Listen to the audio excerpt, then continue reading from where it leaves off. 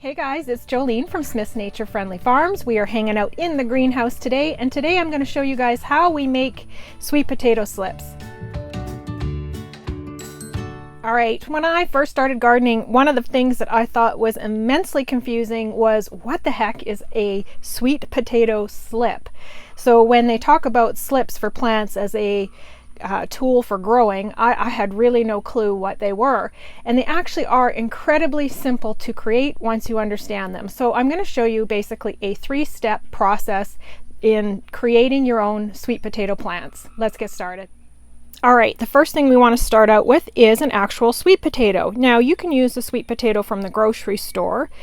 Some sweet potatoes may be processed, or they may have applied something to it that makes it so it won't sprout, but I have found pretty good luck in most sweet potatoes I've ever bought and have sprouted along the way when they're sitting on the counter, so I don't see that very often. You can also buy them if you buy them at a farmer's market, or if you purchase them direct from a farm.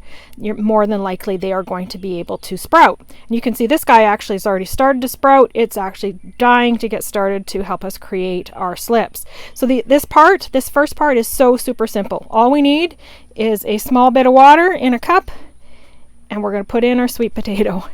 That's literally step one. What's going to happen is it's going to form some roots down below here, and the sprouts are going to start growing up here. So you want to keep this guy in good sunlight for a bit. You'll want to watch. It actually eats up the water pretty quick. If you want, you can some people put toothpicks in them to hold them up. I don't find it's necessary. I just drop them in the water and they're perfectly fine, but they will suck up the water fairly quick, so keep an eye on it, and they'll form roots as it goes along, and the more roots it throws off, the stronger and the bigger the vines you'll start to see. So it grows pretty quick.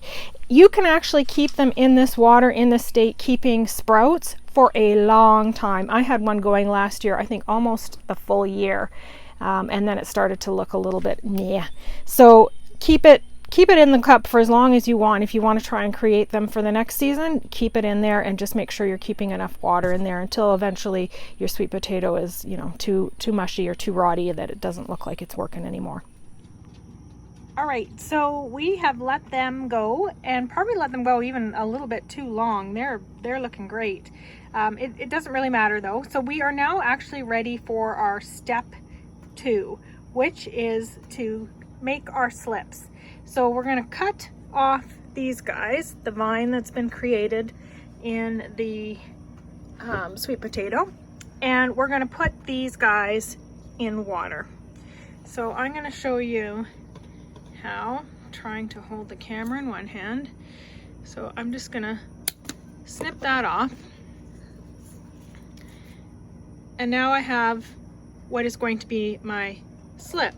I'm going to take off the leaves at the bottom. They just rot anyways.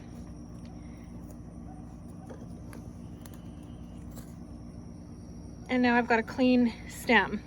I have another large jar, and boom, literally that's it.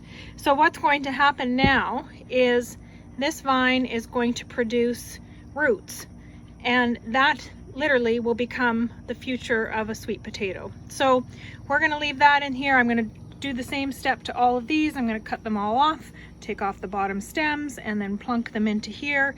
In about a week, I should have some roots on them, and I'll be able to put them in the dirt, which will be our next step. So I'll show you that when we get there.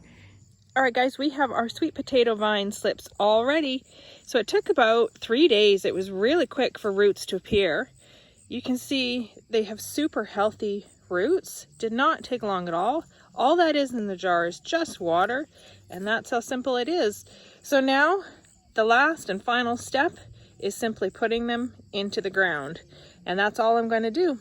So let's take a quick look.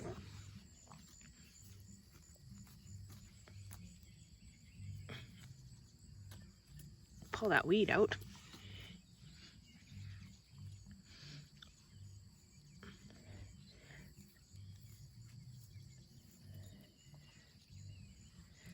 And there you go.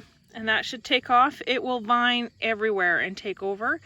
They're also really fantastic in like a decorative pot on the deck. Sweet potato vine works really well. They're incredibly frost tolerant. These ones will be the first ones to die at even just a hint of frost. So sweet potato vines do not like the cold at all. So I think in about 100 days we might have a sweet potato or two. So that's it, guys. That's how you create your own sweet potato vines. Awesome. Be friendly. Be kind.